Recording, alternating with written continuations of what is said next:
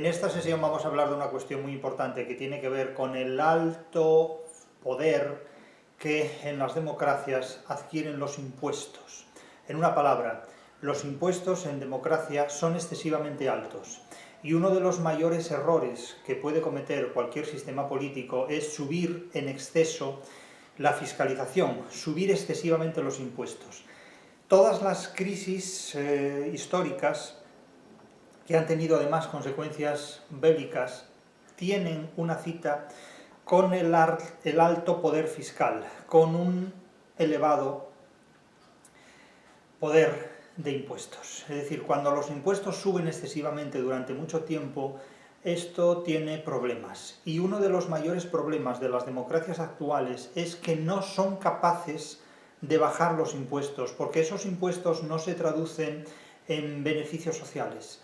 Más bien se traducen en propaganda acerca de servicios sociales, pero no en servicios sociales de facto. Y digo esto en relación con el libro de Prodi, con este libro de Paolo Prodi, al que hemos dedicado una serie de vídeos, a mi juicio detenidos, detallados, por la importancia que este libro, que esta publicación tiene en el mundo actual, en el siglo XXI.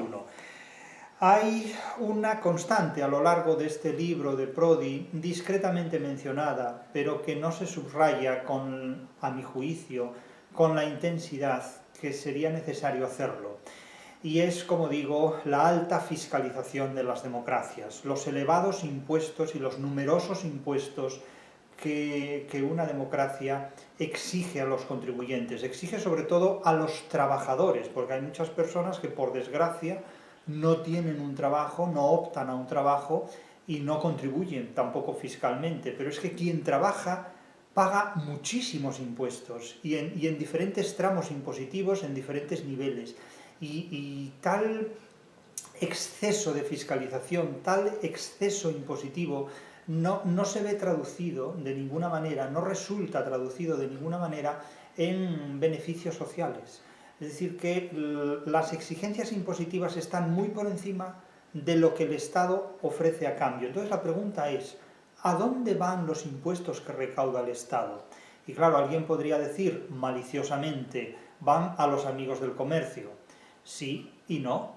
Es decir, en parte van a los amigos del comercio, en parte van a los falsos amigos del comercio, en parte van a los enemigos del comercio, es decir, va a todas partes. Esto no significa aclarar las cosas, pero la cuestión no está tanto en a dónde va ese dinero, sino que la pregunta ¿es necesaria tan alta fiscalización impositiva? ¿Es necesaria esta exigencia impositiva? ¿Es necesario que los impuestos sean tan altos, mes a mes, año tras año? Porque esto tiene como consecuencia un terrible empobrecimiento de la población. Claro, la población se empobrece porque tiene muchos impuestos que pagar, porque no tiene trabajo, porque no tiene riqueza. Son las preguntas constantes que nos hacemos. Pero una alta fiscalización genera pobreza. Con frecuencia la mayor parte de los que hablan de economía, en grandes términos y en grandes palabras, suelen decir constantemente que el mercado y la democracia van juntos, que sin mercado no hay democracia, sin comercio no hay democracia, que sin democracia no hay comercio. Esto es una mentira galopante. Es decir, el comercio ha existido mucho antes de que existiera la democracia y ha existido en sociedades que no son democráticas en absoluto, como es el caso de la sociedad china, y por lo tanto vincular indisociablemente unidos el comercio y la democracia es simplemente una declaración propia de una determinada época de la historia y que responde, pues como cualquier otra declaración, a intereses específicos. Podemos admitir que la democracia y el comercio son realidades indisolubles. Podemos admitir que sin comercio no hay democracia. Podemos admitir que sin democracia no hay comercio. Podemos admitir esto. Pero admitir esto supone admitir también que sin dinero no hay libertad. Entonces, ¿para qué sirve una democracia y para qué sirve un comercio si al final la mayor parte de la población no dispone de dinero y por lo tanto tampoco dispone de libertad? Porque claro, esta es una paradoja que habrá que explicar, indudablemente. Es decir, ¿de qué sirve el mercado si no hay dinero? ¿Y de qué sirve la democracia si no hay libertad? ¿Y de qué sirve concebir indisociablemente unidos el mercado y la democracia si los ciudadanos no tienen dinero para ejercer su libertad o para vivir en libertad? Es decir, que acá, en lugar de buscar la libertad, deben buscar la felicidad. Porque claro, cuando se habla constantemente de que hemos de buscar la felicidad, probablemente es porque ya se nos ha privado de libertad. Esta es la libertad de la jaula, es decir, la libertad del protestantismo, ¿no? Hemos pasado de el trabajo nos hace libres a la felicidad te hará libre. Claro, es que no es lo mismo alcanzar el bienestar o la riqueza a cambio de trabajo que imaginarse un bienestar o una felicidad pues a cambio de no trabajar, pero tampoco de disponer de determinadas libertades. Es decir, pasamos del lema marxista frivolizado y satirizado macabramente por el nazismo, el trabajo os hará libres, al lema posmoderno, la felicidad os hará libres. O, peor todavía, el voluntarismo os hará felices. El voluntarismo, que es una forma de esclavitud consentida en nombre de un supremacismo moral. Claro, el voluntarismo os hará libres. Sí, nos hará libres a nosotros, pero nos hará ricos a nuestros amos. Porque claro, el voluntarismo no deja de ser una forma de trabajo ejercido gratuitamente. Y claro, el trabajo ejercido gratuitamente toda la vida se llamó esclavitud. En fin, estas cuestiones que el libro de Prodi que comentamos, el no robarás, el séptimo mandamiento, no robarás, pone el dedo en la llaga muchas de estas cuestiones de manera muy discreta, pero que no podemos atenuar, es decir, no podemos disimular. Es decir, si defendemos la indisociabilidad del mercado y de la democracia, habrá que defender también la necesidad de que los seres humanos, los ciudadanos, dispongan del dinero suficiente para poder vivir en libertad, porque no es admisible que la libertad se reemplace por la felicidad. Porque ¿qué felicidad cabe en un mundo en el que no hay dinero ni hay libertad? Pues la felicidad de la posmodernidad. Es decir, es un vacío completo, es un absurdo, es una felicidad fantasmagórica, imaginaria, idealista, irreal completamente. ¿Vamos hacia un mundo de estas características? Indudablemente que vamos hacia un mundo de estas características. Lo que ocurre es que hay algunas personas que todavía nos damos cuenta de ello, y hay otras que prefieren la felicidad a la libertad, y que prefieren el voluntarismo al trabajo, y que prefieren enriquecer a un comercio y a una idea de democracia que en realidad ni se corresponden con un comercio en el que los verdaderos amigos del comercio estén de acuerdo y en consenso, sino que participan en él los falsos amigos del comercio, y donde la democracia es más bien un nombre o una etiqueta, porque en ella ni se reconocen libertades económicas ni se reconocen libertades de otro tipo.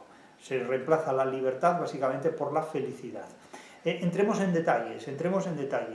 En un momento dado de las páginas de su libro, Prodi recuerda que hubo una época en la que el Estado era el único titular de todos los derechos. El Estado absolutista, que es sobre todo el Estado del siglo XVIII, mucho más todavía que el Estado del siglo XVII, el Estado del siglo XVIII, el Estado de la Ilustración, es mucho más totalitario, es mucho más dictatorial, es mucho más absolutista que el Estado del siglo XVII.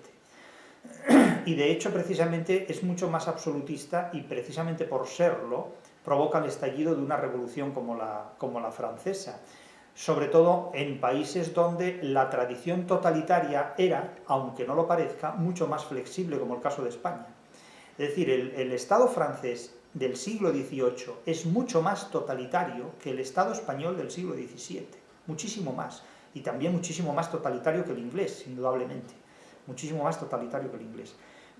Pero hubo un tiempo en el que el Estado era el único titular de todos los derechos, de los derechos mercantiles, de los derechos civiles, de los derechos hasta filosóficos, vamos, el derecho natural era el derecho del Estado, porque había una identidad absoluta entre el Estado, la religión y hasta el derecho canónico.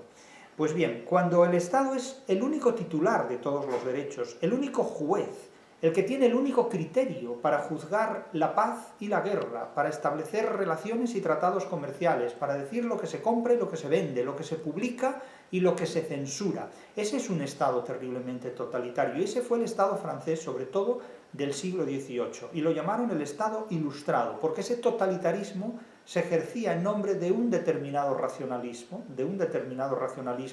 que mejor que usted esté de acuerdo con ese racionalismo, porque si no el racionalismo, vamos, lo rebana, pero por completo. Entonces, claro, en nuestro tiempo el Estado no es el único titular de todos los derechos, es más, el Estado más bien es el titular de derechos administrativos, porque las ideologías compiten con el Estado en la administración, en la imposición y en la exigencia de estos derechos. Los amigos del comercio, lo mismo. Los enemigos del comercio, lo mismo. Los falsos amigos del comercio juegan sus cartas. Entonces el Estado ha pasado de ser la baraja a ser un naipe más entre las cartas que constituyen la baraja. Claro, esta devaluación del Estado no puede servir de soporte, no puede servir de sostén a la idea de que la democracia y el comercio son indisociables y viajan juntos. Eso es absolutamente imposible. Eso es lo mismo que decir que el totalitarismo y el comercio, en el caso de China, viajan juntos. Exactamente igual. Y sería una afirmación que entra claramente en conflicto dialéctico con la afirmación contraria, en virtud de la cual democracia y comercio viajan juntos. ¿También en China democracia y comercio viajan juntos? Bueno, evidentemente no. Entonces, claro, cuando el Estado es el titular de todos los derechos, el Estado puede administrar absolutamente lo que le dé la gana. Pero no estamos ya en el siglo XVIII, estamos en el siglo XXI, en un siglo en el que el Estado es apenas titular de un conjunto de derechos administrativos que están absolutamente emulsionados, intervenidos y a veces capitalizados por los amigos del comercio, los defensores de determinadas ideologías o determinados grupos humanos que luchan unos contra otros por imponer su poder allí donde sea posible hacerlo, en definitiva. Entonces, claro, cito a Prodi, dejando al margen las teorizaciones más generales sobre el Estado soberano, que se afirma en los siglos de la Edad Moderna como único sujeto jurídico sobre la faz de la tierra capaz de emitir leyes, dueño de la paz y de la guerra, como lo eran los individuos en el estado de la naturaleza. Bueno, como lo eran los individuos en el estado de la naturaleza, no, porque en el estado de la naturaleza no hay leyes más que las naturales, es decir, el más fuerte devora al más débil, que es el planteamiento de Nietzsche y el planteamiento del nazismo, en definitiva. Como lo eran los individuos en el estado de la naturaleza, no exactamente, eso no exactamente, esas son las ideas de algunos autores, pero no podemos generalizarlas. Lo que nos interesa recordar aquí es la identidad entre el pecado y el delito teorizada por Thomas Hobbes. Aquí hace un descenso muy particular. Y prosigue la cita. El Estado es el único juez de la conducta del hombre. Ese es el Estado absolutista. Protagonista cada vez más engorroso del mercado, en tanto que árbitro supremo de las normas y de sus infracciones. Es decir, lo que aquí Prodi reprocha sobre todo es que el Estado absolutista no reconoce la división de poderes entre el poder político y el poder económico. Prodi siempre va a sostener, como humanista y como católico, una división muy clara entre el poder de los políticos y el poder del comercio, el poder de los amigos de la política y el poder de los amigos del comercio. Son dos poderes diferentes que cuando se mezclan mutuamente se corrompen. No deben ir mezclados, deben ir reglamentados. Esa es la idea de Prodi, que deben ir reglamentados. Bien, es una idea tradicional, histórica, y que podemos considerar como muy razonable, como muy aceptable. Pero claro, el fundamento de esta reglamentación, el fundamento de este reglamento en virtud del cual en definitiva se establece un contrato entre el poder político y el poder comercial, un pacto, ¿verdad? Pues se puede vulnerar desde muchos aspectos, se puede defraudar, se puede adulterar, y eso es lo que Prodi condena, es decir, Prodi condena sobre todo la acción de los falsos amigos del comercio, a los que considera como los verdaderos enemigos del comercio, mientras que Escotado lo consideraba a los enemigos del comercio como aquellos que lo prohibían. Esa es la tesis fundamental. Claro, y cita, en un momento dado, cita un autor del pleno siglo XVIII, que es Emer de Battel, nace en 1714, un año después del Tratado de Utrecht, y muere en 1767, el año de expulsión de los jesuitas de España. La nación encarnada, dice este señor, la nación encarnada en el cuerpo de un Estado soberano tiene su propia conciencia. Claro, esto ya es un idealismo galopante. O sea, suponer que el Estado tiene su propia conciencia y que el comercio tiene su propia conciencia, esto es kantismo antes de Kant. Esto es idealismo trascendental, absolutamente. A la que corresponde esta conciencia establecer lo que está bien y lo que está mal. No, la conciencia inmanente ni del comercio ni del Estado establece lo que está bien y lo que está mal. Porque me da igual que lo llamen conciencia, que lo llamen Dios, que lo llamen motor perpetuo, que lo llamen gran hermano, que lo llamen mónadas, que lo llamen sustancia pura, porque estos son términos filosóficos que pertenecen a una tradición de idealistas, que es lo que han sido siempre todos los filósofos, grandes idealistas, grandes diseñadores de idealismos, porque toda filosofía, por muy materialista que se presente, es siempre un idealismo, es siempre la trayectoria de un idealismo que trata, a partir de lo que proporcionan otras ramas del saber humano, un diseño idealizado en virtud del cual siempre hay una conciencia, siempre hay un espíritu absoluto, siempre hay un noúmeno, siempre hay un gran hermano, ¿verdad?, que gestiona y que coordina todo lo demás. Es decir, toda filosofía se fundamenta siempre en un idealismo. Toda filosofía es idealismo siempre, constantemente. No hay ni una sola filosofía que no sea, en definitiva, un idealismo más o menos intenso, más o menos trascendente. Y es lo que ocurre al citar este autor de la Ilustración. Y Prodi cree firmemente que en la inmanencia del mercado, como en la inmanencia del Estado, hay una conciencia, y esta conciencia es la que regula el bien moral y el mal moral de las normas del mercado y de las normas del Estado. Pero insisto que esto es de un idealismo filosófico y de un idealismo político y de un idealismo mercantil absoluto, porque el Estado lo hacen los seres humanos, el mercado lo construyen los seres humanos, y las normas morales del bien y del mal son mutaciones históricas que responden simplemente a los pareceres que enfrentan a una mayoría con una minoría. No tienen más misterios que esto. Es decir, la moral no son más que mutaciones históricas, que responden a reacciones y activaciones de comportamientos humanos, ni más ni menos. Lo que en una época está bien, en otra época está mal, y no hay ninguna conciencia por encima de la acción humana y del racionalismo humano que determine nada de esto. Es decir, la supuesta conciencia del mercado y el supuesto funcionamiento de una conciencia inmanente o metafísica del mercado de la política es absolutamente incompatible con el racionalismo humano. Esa conciencia no es más que un espejismo de los idealistas, sean del comercio, sean de la filosofía, sean de la política. En definitiva, son todos idealistas, estén donde estén sentados, en la política, en la filosofía o en el comercio, en definitiva.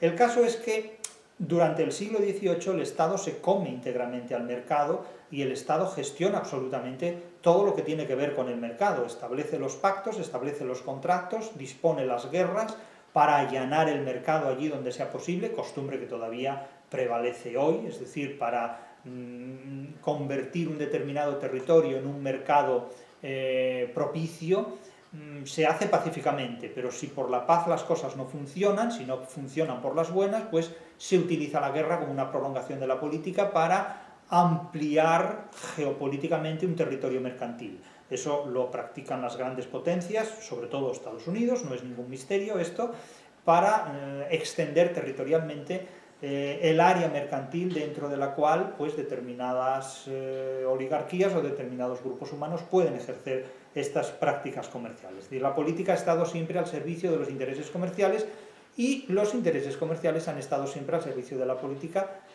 en mayor o menor intensidad según unas u otras épocas o décadas o etapas de la historia. Lo que sí es cierto es que el Estado absolutista tiene una sola ideología dominante. Hoy día el Estado no se sabe qué ideología tiene, porque tiene todas las ideologías porque no tiene ninguna. Claro, el Estado es un sistema emulsionado hoy de ideologías en las cuales no hay ninguna que resulte específicamente dominante, sino que hay una convivencia, coexistencia, connivencia de ideologías en conflicto que tienen como consecuencia sobre todo la emulsión del Estado, el debilitamiento del Estado, de tal manera que en ese río revuelto de ideologías, pues el más fuerte impone sus normas, a través del derecho mercantil, a través del derecho civil, a través de lo que proceda en cada caso. Pero lo que sí es muy cierto es que un Estado débil dispone un río revuelto de tal manera que como dice el refrán, a río revuelto ganancia de pescadores. Pero ¿quiénes son aquí los pescadores? Pues cada uno sabrá si son los amigos del comercio, si son los falsos amigos del comercio, si son los enemigos del comercio, etcétera, etcétera. Lo que sí quiero decir es que el Estado absolutista se caracteriza por tener una ideología unanimista, es decir, una ideología en la que el conjunto de la población piensa como si fuera una sola persona, como si se tratara de un ser humano de una voluntad única e inquebrantable. Es el caso del Estado chino, por ejemplo. Es un Estado totalitario y unanimista. El caso de Occidente es todo lo contrario. Son Estados que no solo carecen de una ideología específica, sino que tienen todas las ideologías, tienen todas y ninguna. Es como el que habla todas las lenguas y ninguna. El que padece glosolalia habla todo y no habla nada. El que padece xenoglosia, es decir, habla todas las lenguas y no habla ninguna como lengua propia. Pues lo mismo le ocurre a los estados de Occidente en el siglo XXI, es decir, tienen todas las ideologías y en realidad no tienen ninguna, porque no se sabe qué ideología tienen, porque las tienen todas y a la vez, insisto, ninguna. Entonces, claro, cuando el Estado deja de ser titular de todos los derechos, deja de ser un Estado absolutista. Pero ¿cuál es el límite de la titularidad? Porque el Estado no puede renunciar a ser titular de derechos absolutamente esenciales y fundamentales. Porque parece ser que el Estado se convierte en una macroinstitución de Hacienda que cobra unos impuestos, recibe unos impuestos, exige unos impuestos, pero ¿a dónde se van esos impuestos? Es que exactamente no se sabe. Claro, se van a educación, se van a sanidad, pero después uno va a la educación y a la sanidad y observa que año tras año, década tras década, el contenido educativo es más empobrecedor, la atención sanitaria es más inquietante cada vez para médicos y para pacientes. Entonces, claro, aquí surgen muchas dudas de si esos impuestos se traducen en prestaciones sociales o si esas prestaciones sociales se evaporan. Es decir, donde no hay dinero, no hay libertad. Entonces, postular una relación indisociable entre democracia y mercado para que después, cuando vivimos, observamos que no hay dinero y por tanto no hay libertad, y como consecuencia de la carencia de la libertad se nos receta una pastilla de la felicidad, aquí hay algo que no funciona, porque eso se llama timo, eso es timar a la población. Y por muy tonta que sea la población, muchos de ellos no se dejan timar. Quiero decir que inteligentes son aquellas personas que saben más de lo que les han enseñado. Inteligentes son aquellas personas que aprenden más de lo que sus maestros, por buenos que sean, les pueden enseñar. Y siempre hay personas que aprenden más de lo que se les enseña. La inteligencia no tiene nada que ver con los títulos académicos. Hay personas que no tienen ninguna titulación académica y son muchísimo más inteligentes que el más listo de los catedráticos. Así que no idealicemos. ¿Quién es hoy día el titular de los derechos? ¿De qué derechos, además? ¿Quién es hoy día el titular de los derechos mercantiles? ¿Quién es hoy día el titular de los derechos de una propiedad? ¿El que posee esos derechos o el que ocupa la propiedad? ¿Quién es hoy día el titular de unos derechos de propiedad sobre un vehículo, sobre una partitura o sobre un libro? ¿El que lo escribió o el que lo cita y reproduce sin citar al autor, por ejemplo? Pues estas disputas están abiertas constantemente en el día a día, ¿no? Sobre todo en una sociedad que tiende a depurar, que tiende a disolver, que tiende a exterminar la propiedad privada en el día a día, o sea, realmente. O sea, llegaremos a un futuro donde no haya propiedad privada, pero llegaremos a un futuro en el que no habrá propiedad privada por la vía del capitalismo, lo cual es el mismo destino que hacerlo por la vía del comunismo, solo que en dirección contraria, pero el destino es que es el mismo. Por esta razón, bueno, hay gente que muy alegremente exalta una determinada opción política que nos conduce a la pérdida de la titularidad de derechos, y otros que exaltan la opción política contraria que nos conduce directamente al mismo camino, a la pérdida de toda titularidad de derechos.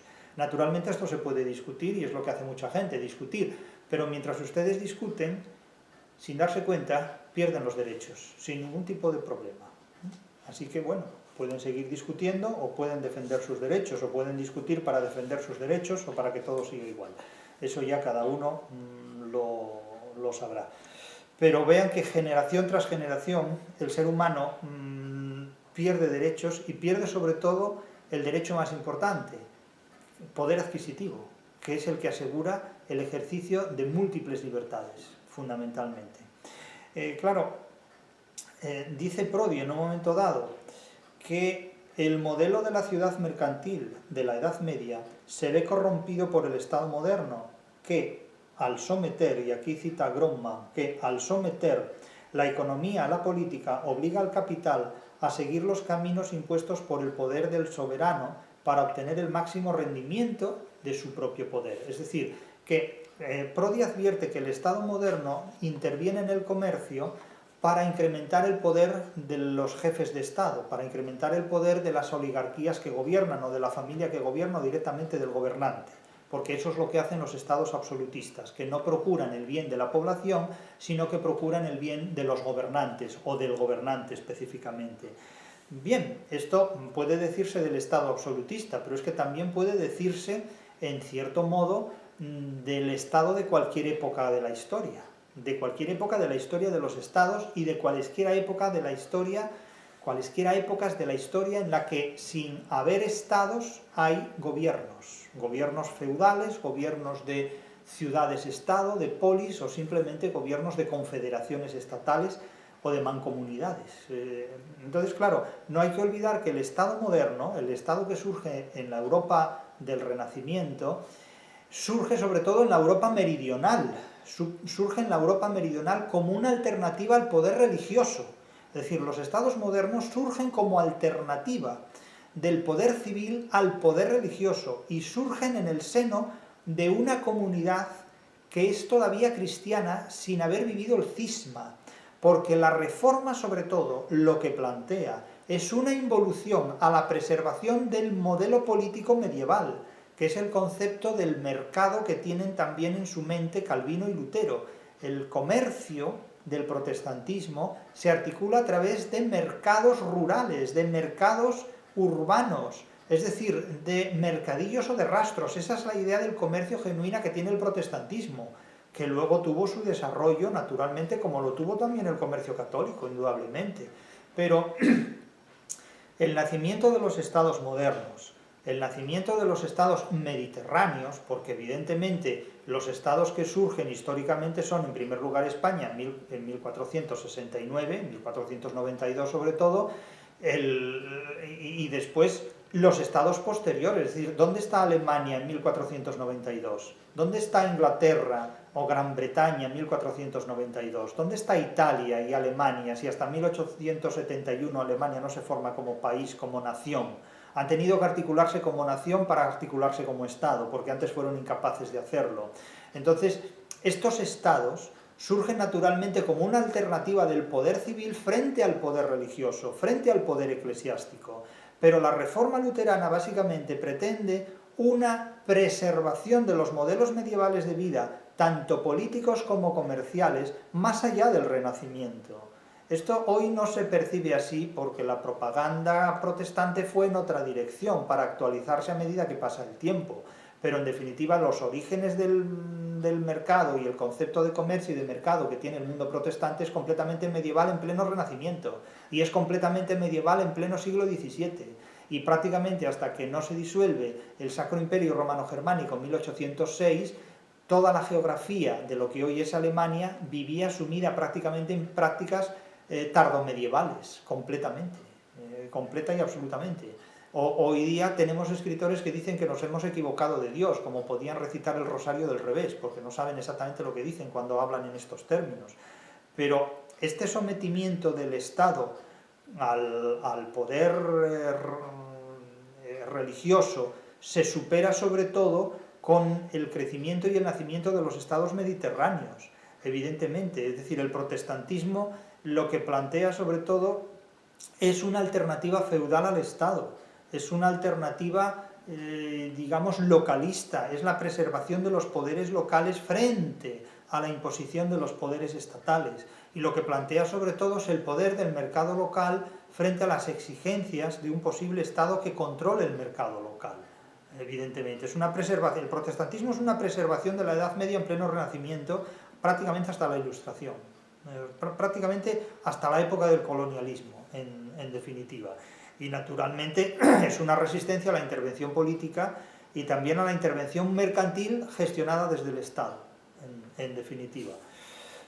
Eso es el protestantismo, básicamente. Y el Estado, naturalmente, pretende, como Estado absolutista, controlar las riquezas, pero claro, Prodi habla en unos términos muy ideales cuando se refiere a un Estado absolutista que debe dar lugar a la socialdemocracia, porque claro, para que el Estado absolutista se transforme en un Estado socialdemócrata, tienen que pasar muchas cosas y no solo tiempo, tienen que pasar, además de siglos, tienen que pasar muchas otras cosas, muchas otras operaciones humanas. La conciencia del mercado no convierte a la conciencia del Estado absolutista en la conciencia de un Estado socialdemócrata simplemente por la evolución inmanente y aislada de leyes internas. Eso es de un idealismo galopante.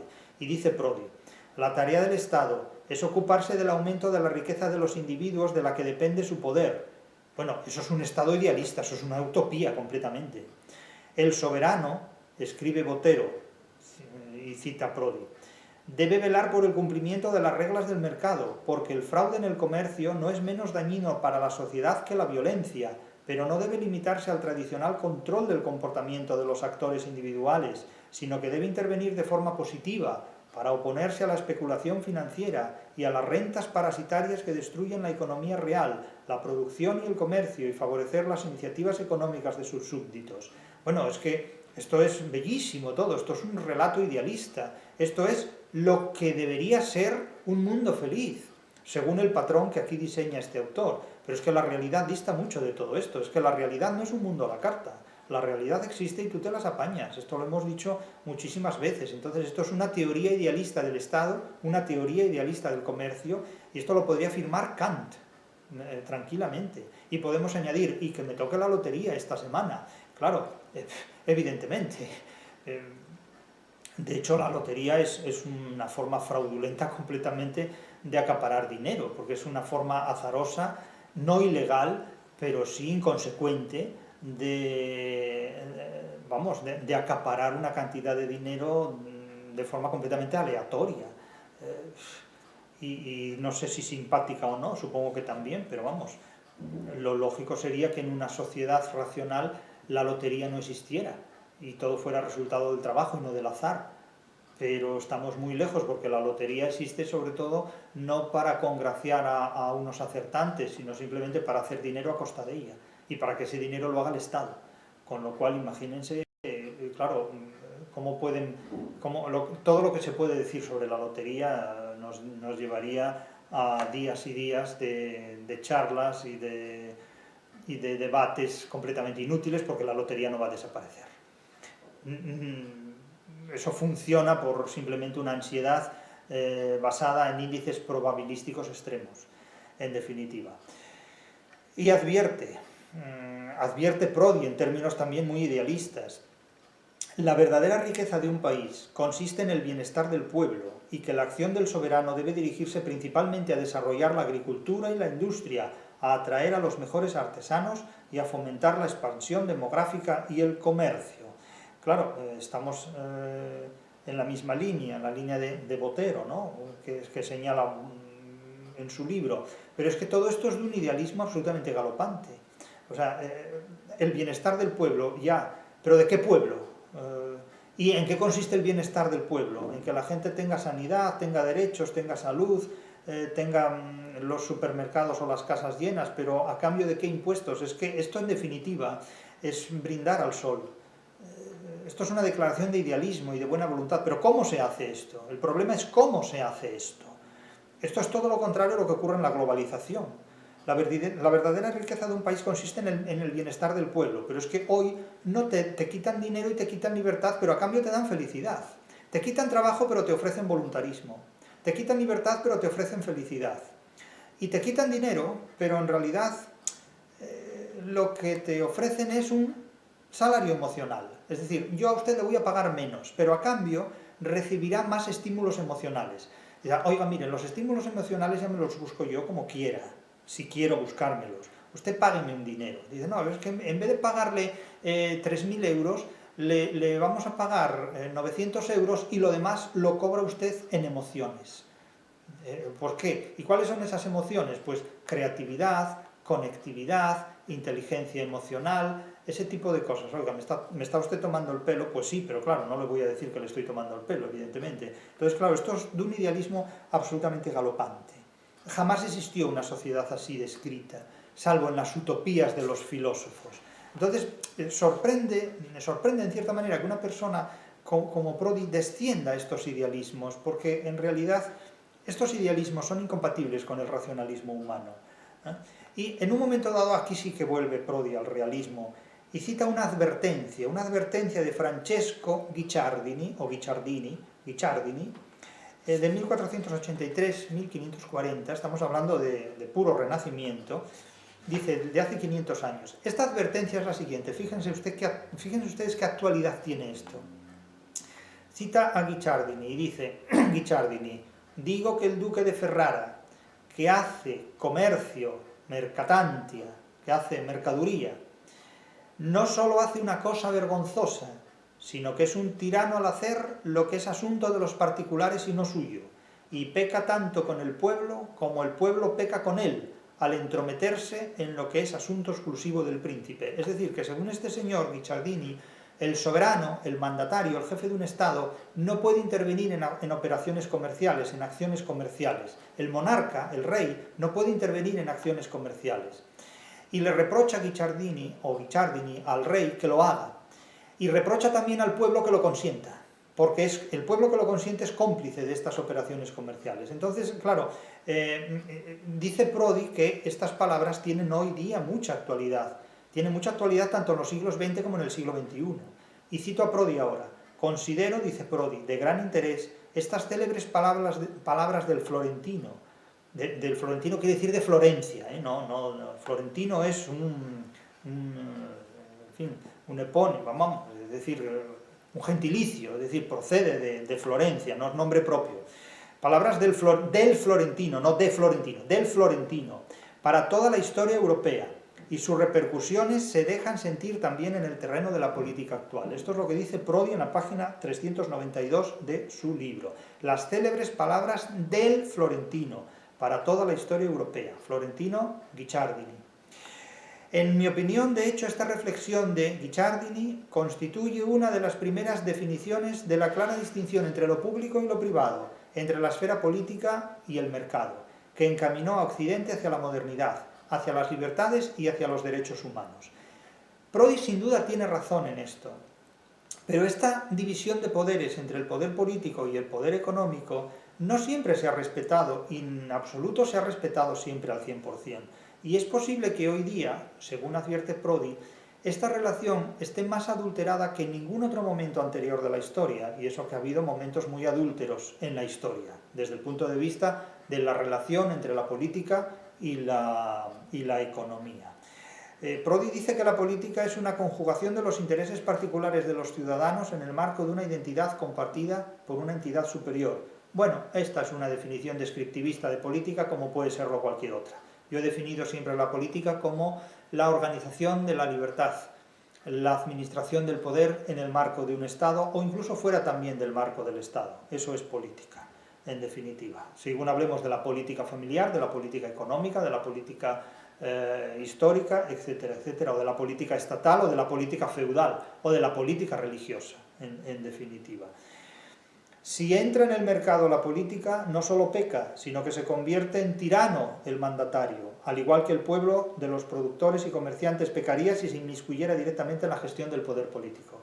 Y sin embargo, ¿qué es China? En China la política y el comercio son la misma entidad, el unanimismo en este punto es absoluto, y se me dirá que China es un estado totalitario. Bueno, ¿y qué es Occidente? Un supraestado que está por encima de casi todo, porque tengan en cuenta que hoy día ni los bancos son nacionales, los bancos nacionales están supeditados a la banca internacional, ni los estados acuñan moneda. La moneda viene acuñada a los estados por entidades supranacionales. Por lo tanto, ¿dónde está la libertad? Pues la libertad hoy es simplemente la pastilla de la felicidad, un narcótico. La nueva soberanía, prosigue Prodi, el Estado moderno, renuncia en los últimos siglos de la Edad Moderna a entrar en la esfera de la vida económica, pero se reserva la posibilidad de intervenir en pos del bienestar público, a través de dos procedimientos, señala Prodi. Fíjense ustedes, esto es de un idealismo tremendo, que tiene una parte importante de realidad, pero una parte idealista muy superior a mi juicio. Esta intervención solo puede venir de fuera y se expresa esencialmente de dos maneras: dictando las reglas a las que deben atenerse todos los agentes del mercado y cobrando una parte de la riqueza producida mediante impuestos. Subrayo lo de impuestos, a fin de poder sufragar los gastos generales necesarios para el organismo político. Bien, pero ¿quién determina el nivel de los impuestos que es legítimo pagar? Pues los determina el Estado, porque los votantes no votan los límites impositivos, eso ya los decide el gobierno en función de múltiples aspectos. Por su parte, segunda cuestión, el poder económico renuncia a entrar directamente en la gestión del Estado. Lo hace, en cambio, a través de formas mediadas, es decir, a través de la representación estrechamente ligada a la fiscalidad y al control del presupuesto público, etc. Bien, en realidad estas dos normas del juego, que son las bases de la socialdemocracia, ¿se cumplen o no? Eso depende de muchos aspectos. Además, estas dos normas están intervenidas y mediatizadas por muchísimos aspectos. Una cosa es recitar la teoría y otra cosa es sobrevivir a su práctica. Sobrevivir a su práctica. Una práctica que el ser humano individualmente no controla desde ningún punto de vista. De aquí, de estas dos prácticas, el Estado interviene en el comercio mediante la fiscalización y el comercio no interviene en política salvo muy tangencialmente. De la violación de estas dos prácticas proviene la violación y el fracaso de la socialdemocracia, porque estas dos prácticas son el corazón histórico y el motor esencial de la socialdemocracia, de aquello por lo que Prodi apuesta. Paolo Prodi apuesta esencialmente por la socialdemocracia, pero cuando se defraudan estas dos normas que acabamos de mencionar, la socialdemocracia fracasa y con ella fracasa la democracia, y con ella fracasa esa relación de indisociabilidad entre mercado y democracia, entre comercio y democracia, porque lo que triunfa es otra cosa. Según Prodi, esta estrecha relación la protagoniza sobre todo Inglaterra, la Inglaterra del siglo XVIII sobre todo, y de este modo, pues evidentemente, se produce la indisociabilidad entre democracia y mercado. Esto es un idealismo, este es un postulado completamente idealista, porque ya digo que democracia y mercado funcionan o no funcionan por libre, por separado, unidos o divorciados. Esto no tiene absolutamente nada que ver. Pero la intervención de la política en el mercado a través de los impuestos puede llegar a resultar excesiva y contraproducente si esos impuestos son excesivos y si no revierten sus beneficios en la ciudadanía. Y es a lo que voy, es el tema fundamental de esta sesión. ¿Cuándo los impuestos son excesivos? Cuando privan al ser humano de la libertad a la que esos impuestos deberían conducir. Y esa es una característica de las democracias del siglo XXI. Que los impuestos son tan elevados que el ser humano que los paga, el contribuyente, no recibe a cambio las prestaciones correspondientes. Y generación tras generación, esto se convierte en una injusticia cada vez más grave, cada vez mayor, de tal manera que habrá generaciones que tendrán que pagar impuestos por los gastos de otras generaciones que las han precedido y tendrán que trabajar para sus muertos. Claro, esto es una cuestión realmente terrible y casi hasta macabra, pero es un hecho al que se enfrentarán los supervivientes a la segunda mitad del siglo XXI. Y no parece que la democracia tenga una solución para este problema. La democracia no puede resolver todos los problemas, pero es que este es un problema que compromete la supervivencia del demócrata. Este es un problema realmente muy grave para la democracia. No se puede subir año tras año irracionalmente los impuestos, porque esto conduce a la preservación de una clase política que vive de espaldas a los problemas del ciudadano común y corriente y que lo va a abandonar en un momento dado a una suerte tal que le provocará la insuficiencia vital. Es decir, es que se acaba con la propiedad privada, se acaba con la libertad y naturalmente se acaba con el dinero, porque donde no hay dinero no hay libertad.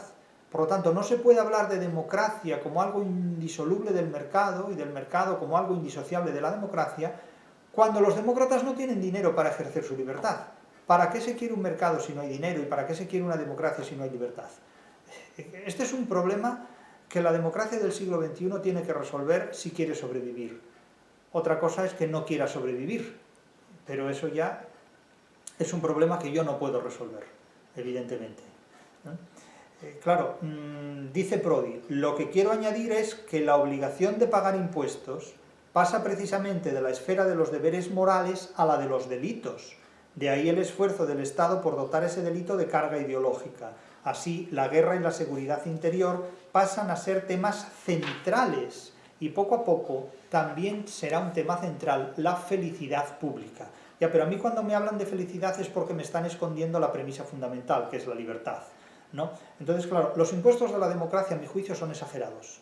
Los impuestos de las democracias occidentales actuales son exageradísimos, son tremendos. Es decir, los impuestos de IBI, los impuestos mensuales, los impuestos anuales, los impuestos de renta, los impuestos de ayuntamientos, de comunidades autónomas, nacionales, estatales, son exageradísimos. Y eso oprime terriblemente a cualquier ser humano. Es decir, que las madres que hoy dan a luz van a parir criaturas que nacen debiendo miles de euros y de dólares a un banco extranjero. Claro, esto es una auténtica barbaridad que compromete como un pecado original la vida de esta gente que está por engendrar, ya no solo por nacer y por crecer, sino por engendrar. Es que realmente es la imposibilidad de preservar la propiedad privada de generación en generación y la imposibilidad de preservar la libertad. ¿Qué libertad se puede ejercer en un mundo sin dinero? Por muy democrático que sea este mundo. Claro, señala Prodi, las necesidades financieras del Estado, que siempre están al límite. ¿Pero por qué siempre están al límite? Por una mala gestión, por una mala administración. ¿Debida a qué? Claro, es la larga discusión que la gente mantiene, ¿no? ¿En qué se gasta el dinero? Pues unos están de acuerdo en que se gaste de esta manera, otros que se gaste de otra. Pero, en fin, la larga historia, la España del siglo XVI, la Francia del siglo XVII, la Inglaterra del siglo XVIII, todas las potencias han estado siempre permanentemente endeudadas, crónicamente endeudadas. Hoy también, fíjense la deuda externa de los Estados Unidos.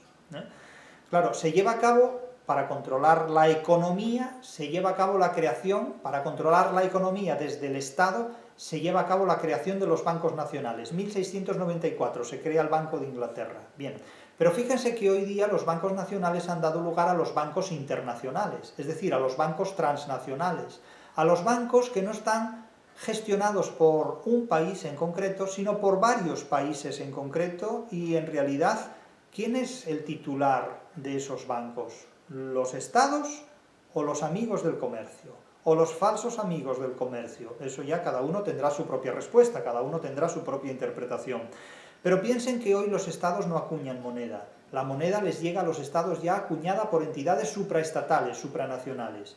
Piensen que hoy los bancos que gestionan el capital internacional no son bancos nacionales, sino que son bancos creados internacionalmente, supranacionalmente. ¿Quién está detrás de esos bancos? Pues diferentes personas y particulares, indudablemente, que a veces ni siquiera se sabe entre ellos quiénes son, porque son diferentes accionariados. Es decir, son maquinarias que escapan a la voluntad ya no solo de un individuo, sino a la voluntad de diferentes grupos de individuos organizados entre sí, que pugnan unos frente a otros por organizar y por controlar esos territorios económicos, en definitiva. Es decir, ¿qué papel tiene un Estado, por muy democrático que sea ese Estado, en un mundo donde el Estado ni acuña moneda ni tiene banca propia? Los estados son auténticos figurines. Hemos pasado de estados totalitarios en los que los estados eran titulares absolutos y únicos de todos los derechos habidos y por haber, a estados que son simplemente titulares de administraciones documentales de unos y otros papeles que circulan internacionalmente porque remiten a capitales internacionales y a sistemas de control político y económico absolutamente supranacionales, internacionales, transestatales, en definitiva. Es decir, el Estado simplemente es una caricatura, es una auténtica caricatura de derechos. Y esta situación parece que tiende a incrementarse, tiende a intensificarse a lo largo del siglo XXI, de tal manera que, claro, lo que Prodi plantea en un momento dado, en la página 398, es una historia de terror, que podría ser un cuento de terror, que claro, la literatura no pone los ojos en el comercio, la literatura actual, de hecho no es literatura, la literatura actual simplemente es una ideología para ingenuos, es una cosa, es una literatura escrita por gente ingenua completamente, por gente que no mira de frente a la realidad, por gente que está entretenida oyendo crecer la hierba. Pero hagan ustedes una obra literaria donde el protagonista temático sea lo que aquí se dice, fíjense. Prodi acusa al sistema de acaparamiento de bienes, tendencias monopolísticas, infracción de las normas de la competencia y del mercado, mediante técnicas o acuerdos de acaparamiento, recurso a la usura y a las estimaciones sobre el futuro, manipulación, comunicaciones e informaciones falsas sobre la escasez y la abundancia de productos, es decir, sobre todo tipo de anonas y provisión de víveres. Busquen por el diccionario lo que es anona, si no lo saben. Todas estas prácticas anona no es una palabra que utiliza aquí Prodi, pero debería utilizarla. Todas estas prácticas perfilan líneas divisorias cada vez más complejas entre lo legítimo y lo ilegítimo. Esta es otra tesis que sostenemos. Vamos hacia un mundo donde se borran las fronteras entre lo privado y lo público. ¿Por qué? Pues porque lo que se pretende es la negación de la propiedad privada, el cese de la titularidad de derechos propios, que al mismo tiempo estimulan la agudeza de los moralistas, empujan inevitablemente a los poderes políticos, los nuevos príncipes, los nuevos soberanos, a establecer reglas que amplíen el concepto de robo, más allá de las normas de hurto, no es lo mismo robo que hurto, de hurto, más allá de las normas tradicionales sobre el fraude mercantil basadas en el peso, la medida, etc. Claro, ¿el poder político en manos de quién está? Se dice que en democracia el poder político está en manos del pueblo, y hay gente que lo cree. No tengo nada que decir sobre las creencias del prójimo. Pero háganse ustedes esta pregunta, ¿en manos de quién está el poder político? ¿De los votantes? Pero los votantes eligen un poder político previamente establecido. Es decir, no construyen un poder político, eligen un poder político previamente construido. ¿Y cuál es la diferencia entre las diferentes opciones políticas construidas? ¿Cuál es la diferencia? Dentro de un sistema que no admite más diferencias que las variabilidades básicas y esenciales, fuera de las cuales no es posible articular absolutamente nada. Entonces, claro, son preguntas que Prodi se hace, pero si quieren ustedes escribir una obra literaria original, conviertan en protagonista de esa literatura estos referentes que Prodi menciona aquí. Y si no, dedíquense a hacer la literatura que actualmente se hace, la de quienes describen cómo oyen crecer la hierba y lo que sienten cuando oyen crecer la hierba o ven amanecer o ven oscurecer. Eso no es literatura, eso simplemente son transcripciones emocionales que puede hacer cualquier dispositivo de inteligencia artificial. De hecho, la literatura que hoy día se hace es inferior a la que puede escribir cualquier dispositivo básico y elemental de inteligencia artificial. O sea, sinceramente,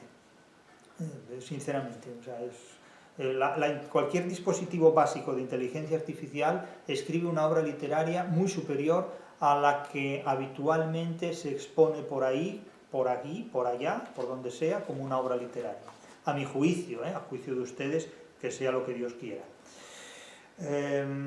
Claro, antaño lo que eran faltas, pues hoy son delitos, antaño lo que eran delitos, hoy son faltas, etcétera, etcétera. Ya hemos hablado de esta cuestión en otros aspectos, pero Prodi señala aquí dos hechos importantes que se han transformado en los siglos XVI y XVII y que hoy día,